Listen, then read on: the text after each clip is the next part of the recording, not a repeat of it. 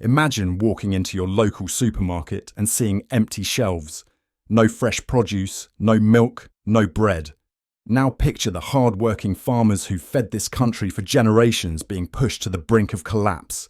Who's to blame? According to recent revelations, it might just be Keir Starmer and his government.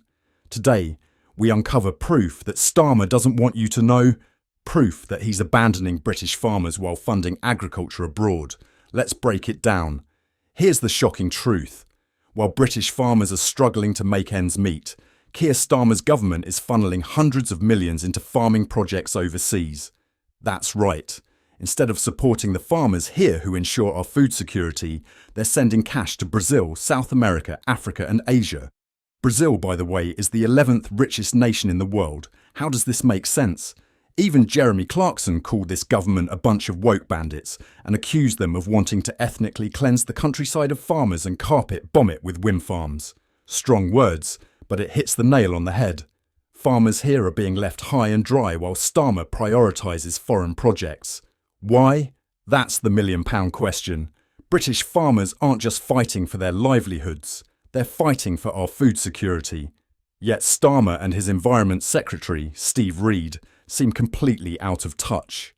Reid, whose political experience is rooted in London's urban bubble, recently tried to reassure farmers that he understands their anguish. But does he? This is a man who spent more time in council meetings than on actual farmland. And the irony doesn't stop there. While Labour officials pretend to care, their actions tell a different story. They're cutting resources for British agriculture while eyeing the countryside as a land bank for massive housing estates and wind farms. Farmers are being sidelined and the rural economy is being gutted. Before the election, Starmer promised farmers a new relationship based on respect and partnership. But here's what that respect looks like today. Betrayal. You know, he's been voted in by people. He should listen to the people. And these are the people that are feeding them every day.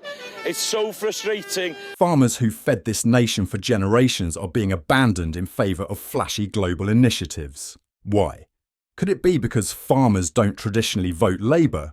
Or is it part of a larger war on rural communities? The stakes couldn't be higher. British farmers are the backbone of our food system. Without them, we face a future of reliance on imports, skyrocketing food prices, and yes, empty shelves. Yet Starmer's government seems oblivious to the devastation their policies are causing. And then there's this gem from Transport Secretary Louise Hay. She claims the government is perfectly able to handle food security if farmers strike. Really? The same government that can't manage basic crises is going to ensure we don't starve. Good luck with that. The farmers of this country are not just angry, they're betrayed. And they have every right to be.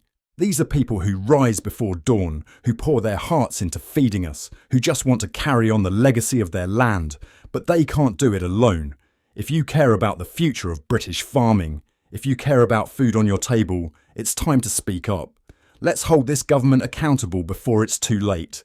Share this video, start a conversation, and join the fight to protect our farmers and our countryside.